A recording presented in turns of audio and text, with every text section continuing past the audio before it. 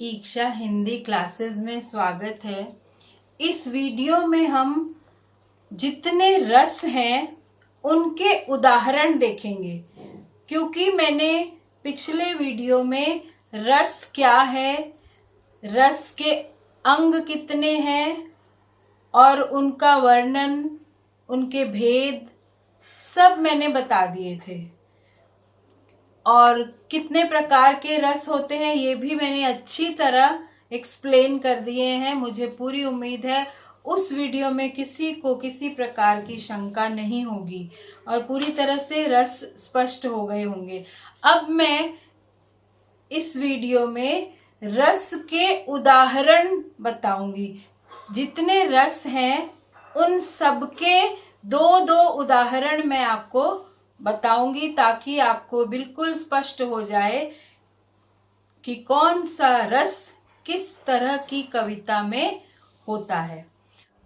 तो हम देखते हैं श्रृंगार रस। श्रृंगार रस मैंने आपको बताए थे, वियोग श्रृंगार और संयोग श्रृंगार दो होते हैं, दो प्रकार के। तो संयोग श्रृंगार का उदाहरण पहले हम देख लेते हैं। राम के रूप निहारती जानकी, कंकन के नग की परछाई, याति सबे सुधि भूल गई, करटे की रही पलटारत नाही। इस चौपाई में राम और सीता के संयोग श्रृंगार का वर्णन है।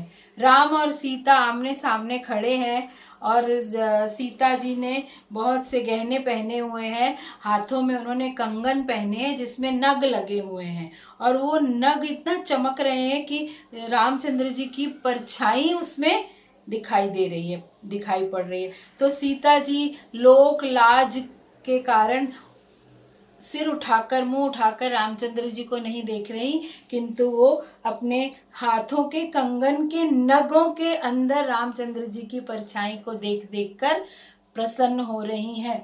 और वो उनके सौंदर्य को, रामचंद्र जी के अपार सौंदर्य को देखकर सब सुध बुध भूल गई हैं। वो याति सबे सुधि भूल गई, कर टेकी रही पल टारत नहीं। हाथ को ही देखती रही, उस पल को टलने नहीं दे रही हैं, उस पल को जाने नहीं दे रही हैं, ऐसे ही बेकार व्यर्थ उस पल में रामचंद्र जी को अपने गहनों की परछाई में देखती ही जा रही हैं। तो ये संयोग श्रृंगार का उदाहरण है। फिर हम देखेंगे वियोग श्रृंगार। मन की मन ही मांझ रही, कहिए जाई कौन पे उधो नाही परत कही, अवधि आधार आस आवन की तन मन बिथा सही। ये सूरदास जी का पद है। जब कृष्ण जी गोपियों को छोड़ के चले गए थे और गोपियों को समझाने के लिए उन्होंने उद्धव को भेजा था कि गोपियां ज्ञान से ईश्वर को प्राप्त करें, कृष्ण जी को भूल जाएं, तब गोपियों ने अपने मन का दुख उद्धव को बताया था कि ये क्या हो गया, हमारे मन की बात तो मन में ही रह गई, हमें तो कृष्ण जी के बारे में बात करनी थी, तुम तो ज्ञान की बातें बताने लगे। कहिए जाए कौन पे उधो नाही परत कही। हे उधो, हम किसको जाके कहें, अपना दुख किसको बताएं, हमसे नहीं बताया जा रहा। अवधि आधार आस आवन की तन मन बिथा सही। हमने तो कृष्ण जी के आने की आशा में इतना समय बिता दिया, इतनी अवधि बिता दी और तन मन की व्यथा सही, तन मन का दुख सह रहे हैं हम। तो इसमें वियोग श्रृंगार है जिसमें दुख की बात कर रहे हैं, किसी अपने से मिलने की बात हो रही है, तो वहां पर वियोग श्रृंगार का उदाहरण है। अच्छा, एक बात याद रखिए, जहां भी प्रकृति वर्णन होगा, प्रकृति के सौंदर्य का वर्णन, जो प्रेम जिसमें व्यक्त हो रहा होगा प्रकृति के सौंदर्य के साथ, वहां संयोग श्रृंगार होगा। और जहां प्रकृति का वर्णन दुख भड़काने के लिए होगा, जैसे बारिश हो रही है तो कोई कहे कि हमारे आंसुओं का प्रतीक है ये बारिश, हमारा दुख प्रकट कर रहे हैं बादल, तब वहां वियोग श्रृंगार होगा। तो प्रकृति वर्णन भी श्रृंगार रस के अंतर्गत आएगा। फिर दूसरा रस है हास्य रस। हास्य रस का उदाहरण देखिए, बहुत अच्छे हैं, बहुत मजेदार है। बंदर ने कहा बंदरिया से, चलो नहाने गंगा, बच्चों को छोड़ेंगे घर पर, वहीं करें हुड़दंगा। कि चलो, समझ ही गए होगे आप, हम हुड़दंग मचाते हैं, जाकर गंगा नहाते हैं और बच्चों को घर पे छोड़कर जाते हैं। हंसी आ रही है इसे सुनकर। ऐसी ही एक और कविता है, मैं ऐसा महावीर हूं पापड़ तोड़ सकता हूं, अगर गुस्सा आ जाए तो कागज मरोड़ सकता हूं। तो कितनी हास्यास्पद कविता है। पापड़ तोड़ना और कागज मरोड़ना कितनी वीरता का काम है, ये आप जानते हो। तो इस तरह की कविताएं जहां होंगी वहां हास्य रस उत्पन्न होगा। हास्य रस के ये उदाहरण है। अब देखिए उदाहरण करुण रस का। करुण रस, शोक, दुख, जिस कविता को पढ़ के हमारे दुख के भाव जागृत हो जाएं, उसका उदाहरण देखिए कैसी होगी वो कविता करुण रस की। बुझी पड़ी थी चिता वहां पर, छाती धधक उठी मेरी, हाय फूल सी कोमल बच्ची, हुई राख की थी ढेरी। एक पिता है जिसकी छोटी सी बच्ची किसी महामारी में मारी गई और वो अपनी बच्ची को अंतिम विदाई भी नहीं दे सका। भागा भागा जब वो शमशान भूमि में पहुंचा तो उसकी बच्ची को जला चुके थे। तब ये कविता की पंक्ति लिखी गई है। एक पिता कह रहा है, बुझी पड़ी थी चिता वहां पर, छाती धधक उठी मेरी, हाय फूल सी कोमल बच्ची, हुई राख की थी ढेरी। उसकी फूल सी कोमल बच्ची राख की ढेरी बन गई जलकर। तो किस तरह दुख का भाव जागृत होता है हमारे अंदर। तो ये करुण रस की कविता है। दूसरा उदाहरण देखिए, हाय राम कैसे झेले हम अपनी लज्जा अपना शोक, गया हमारे ही हाथों से अपना राष्ट्रपिता परलोक। राष्ट्रपिता आप सब जानते हैं कौन है। उनकी जब मृत्यु हो गई, उन्हें गोली से मारा गया था, तब ये कविता बोली गई, हाय राम कैसे झेले हम अपनी लज्जा अपना शोक, गया हमारे ही हाथों से अपना राष्ट्रपिता परलोक। तो ये दुख प्रकट करने वाली कविता है। फिर है रौद्र रस का उदाहरण। रौद्र, क्रोध, उसका रौद्र यानी गुस्सा, उसका स्थायी भाव क्या है, क्रोध। तो कैसी होगी वो कविता जो हमारे क्रोध को जगाएगी, जिसमें रौद्र रस होगा। सुनहु राम जेहि शिव धनु तोरा, सहस बाहु सम सो रिपु मोरा, सो बिलगाओ बिहाई समाजा, न तमारे जय है सब राजा।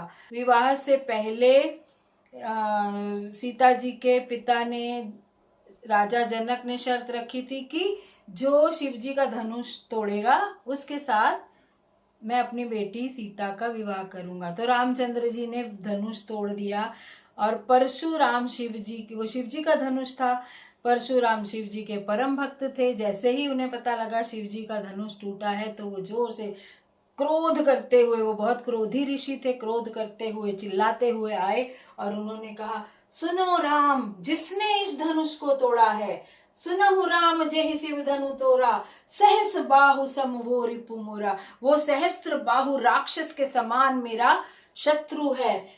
सो बिलगाओ बिहाई समाजा, वो इस समाज से अलग हो जाए, इस विशेष राजाओं के समाज से चला जाए। न तो मारे जाइए सब राजा, नहीं तो सारे राजाओं को मार दूंगा मैं। तो वो क्रोध कर रहे हैं, क्रोध का भाव इसमें है।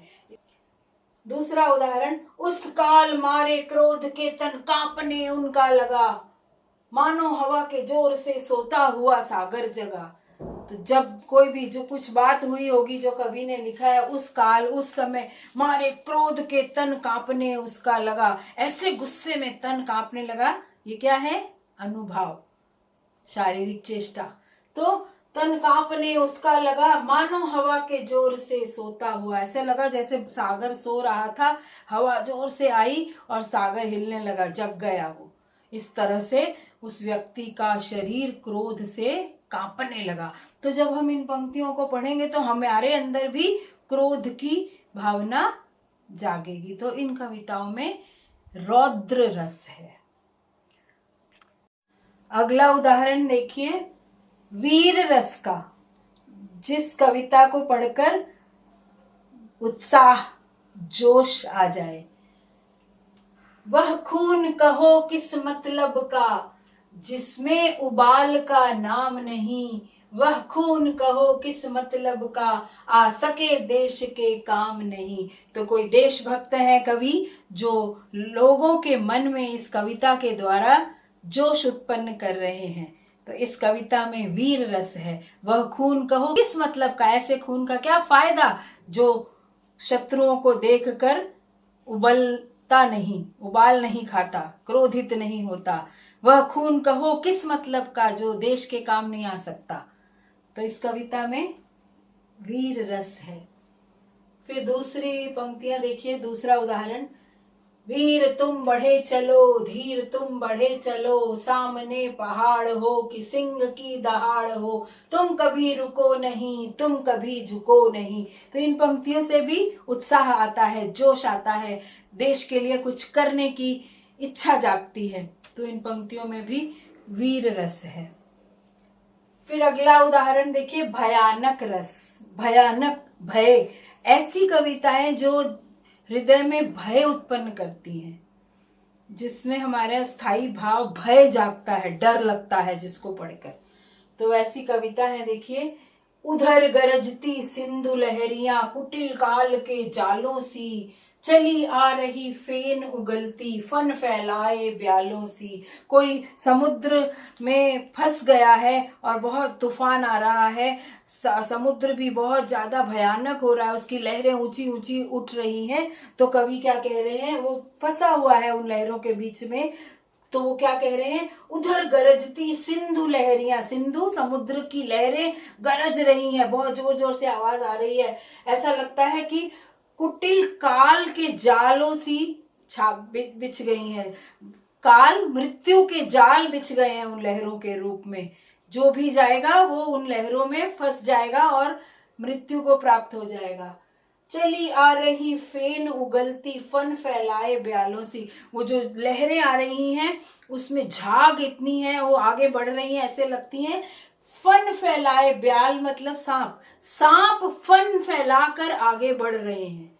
इतना भयानक दृश्य है। लहरें नहीं लग रही, वो सांप फन फैलाए हुए, फन कहते हैं सांप के मुख को, सांप फन फैलाकर आगे बढ़ रहे हैं, मानो सबको डस लेंगे, सबको अपनी चपेट में ले लेंगे। ऐसा भयानक दृश्य का वर्णन किया है। तो इसको पढ़ते ही भय उत्पन्न होता है।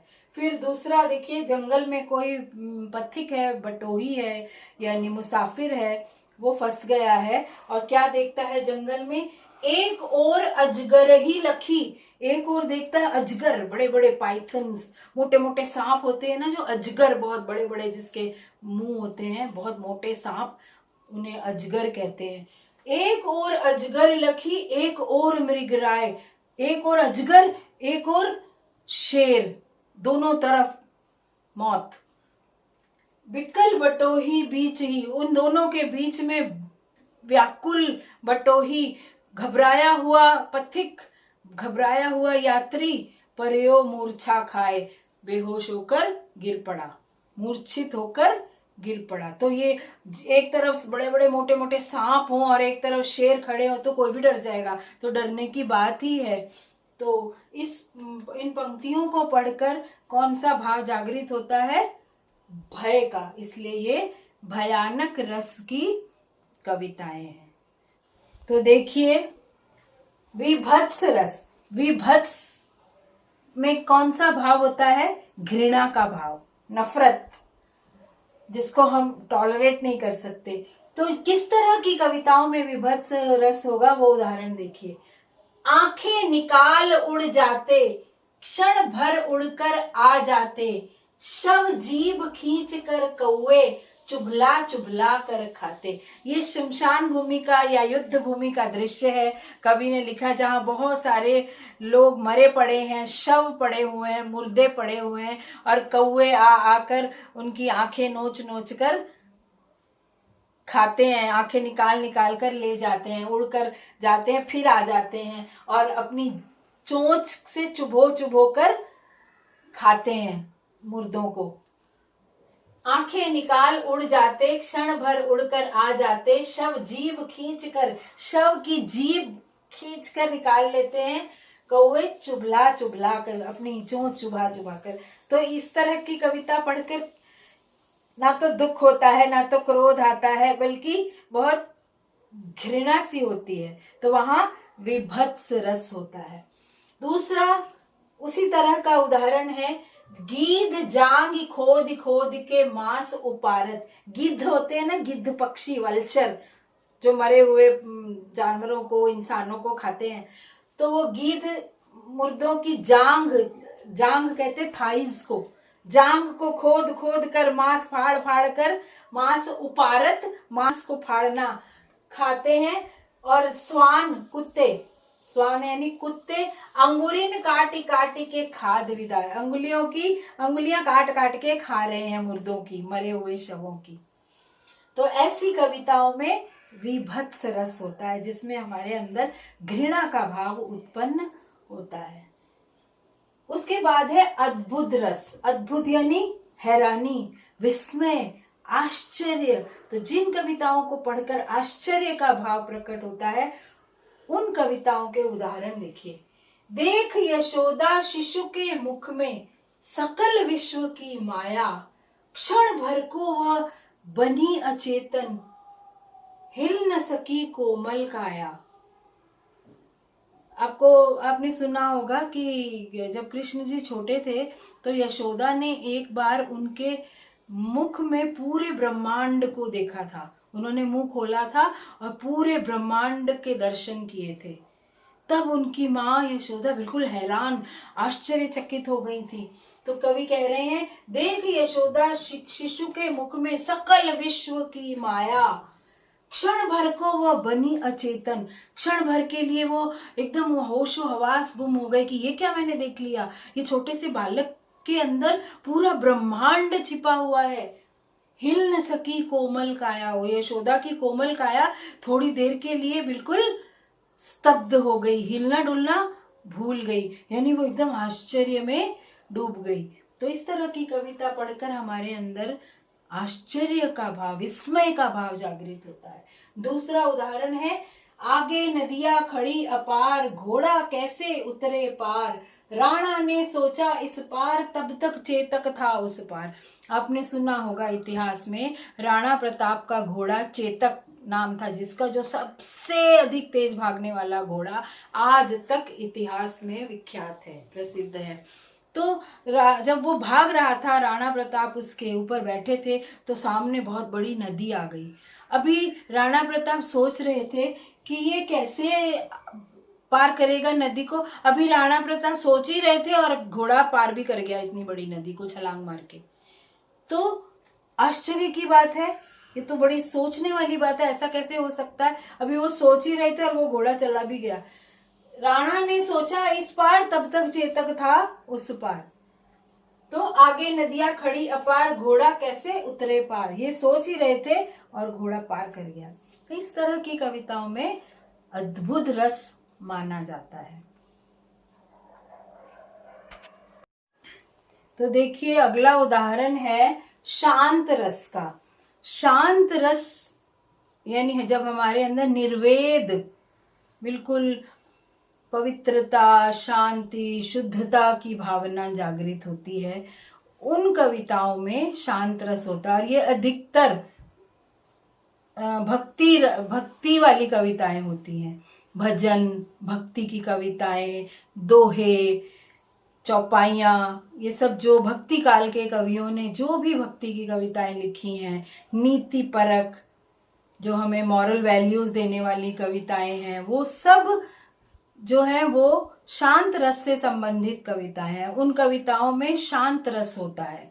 तो कोई भी आप ले सकते हैं, मैंने छोटे छोटे उदाहरण दिए आपको, कबीरदास के दोहे, तुलसीदास के, सूरदास के पद, भक्ति संबंध मीरा के पद, जिनमें भक्ति है वो शांत रस की कविताएं हैं। तो उदाहरण के लिए जैसे कवि कहते हैं, प्रभु जी तुम चंदन हम पानी, जाकी अंग अंग बास समानी, जिस चंदन की खुशबू अंग अंग में समा जाती, वैसे ही आप चंदन हो हमारे लिए, हमारे शरीर में, हमारे हृदय में आप बसे हुए हो।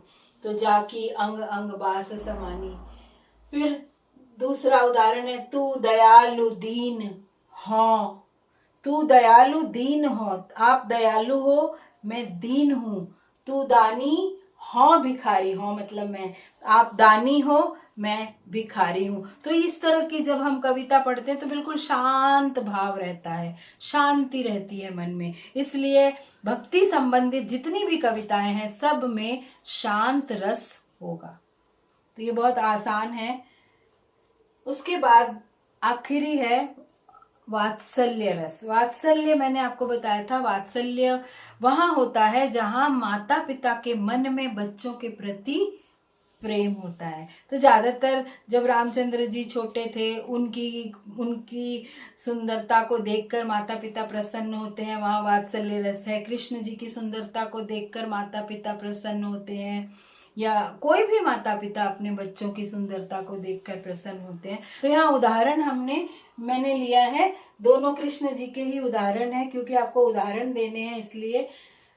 जसोदा हरि पालने झुलावे, हल रावे दुलराई मल्हावे, जोई सोई कछु गावे। यशोदा हरि को, कृष्ण जी को पालने में झुला रही हैं, पालना झूला, झूले में झुला रही हैं। हलरावे, हिलाती हैं झूले को। दुलरावे, उन्हें दुलार करती हैं, प्यार करती हैं। मल्हावे, मल्हार राग का नाम है, मल्हार गाती हैं। जोई सोई, और जो कुछ भी मुंह में आता है उसे गाकर सुलाने की कोशिश करती हैं। तो तभी बच्चे को सुलाते हैं, प्यार से दुलार करते हैं, जब मन में वात्सल्य हो। तो ऐसी कविता जब हम पढ़ेंगे तो हमारे मन में भी वैसा ही प्रेम, बच्चों के प्रति प्रेम का भाव उत्पन्न होता है। दूसरा उदाहरण है, किलकत कान घुटुरुनी आवत, मणिमय कनक नंद के आंगन, बिंब पकड़वे धावत। किलकत, कृष्ण जी घुटनों के बल चल रहे हैं, घुटुरुनी, घुटनों के बल चल रहे हैं, किलकारी मारते हुए, चिल्लाते हुए, शोर मचाते हुए, और उनका आंगन सोने का आंगन है जिसमें मणियां लगी हुई हैं, और उन्हें उसमें वे कोई भी परछाई पड़ती है, चंद्रमा की परछाई पड़ती है आंगन में, तो उसको पकड़ने के लिए भागते हैं। उनको लगता है ये कोई खिलौना है, लेकिन वो खिलौना नहीं है, वो परछाई पड़ रही है चांद की, क्योंकि उनका आंगन इतना, फर्श जो है वो बहुत चमकदार है जिसपे परछाई पड़ती है। तो उस बच्चे को इस तरह करते हुए देखकर माता पिता के मन में वात्सल्य उत्पन्न होगा ही, और जो इस कविता को पढ़ेगा उसके मन में भी वात्सल्य का भाव, बच्चों के प्रति प्रेम का भाव उत्पन्न होगा। तो ये दो उदाहरण है वात्सल्य रस के। तो मैंने आपको सारे रसों के दो दो उदाहरण दे दिए। अब मैं एक बात ये कहना चाहती हूँ कि अगर आपको रस अच्छी तरह समझना है तो केवल उदाहरणों से काम नहीं चलेगा। आप मेरा पहला रस का पार्ट 1 वीडियो जरूर देखिए, ताकि आपको बिल्कुल कॉन्सेप्ट क्लियर हो जाए, और फिर इनके उदाहरण देखिए तो आपको अच्छी तरह समझ में आ जाएगा। दूसरी बात मैं ये बताऊंगी कि प्रश्न में 2 तरह से पूछे जाते हैं प्रश्न रस के। या तो आपको कविताओं में रस पहचानना पड़ेगा, या आपको रस का उदाहरण लिखना पड़ेगा। तो आपको एक एक उदाहरण कम से कम रस का रट लेना चाहिए। तो जो मैंने उदाहरण दिए, कम से कम एक एक उदाहरण कह रही हूँ, अधिक से अधिक 2-3 कितने भी आपको याद कर लेने चाहिए। तो एक एक अगर उदाहरण पूछा जाए तो आप रट लीजिए, और बाकी जो पहचानने की बात है, कोई कविता की पंक्तियां दे देंगे और कहेंगे आप बताइए इसमें कौन सा रस है, तो आपको कॉन्सेप्ट क्लियर करना पड़ेगा जो मैंने अच्छी तरह बता दिया है। आपको ये भी पूछा जा सकता है कि इसके संचारी भाव क्या हो सकते हैं, अनुभाव क्या हो सकते हैं, वो भी मैंने अच्छी तरह समझा दिए हैं। तो वो आप एक बार वीडियो वो देख लीजिए, ताकि आपको सारे कॉन्सेप्ट्स क्लियर हो जाए।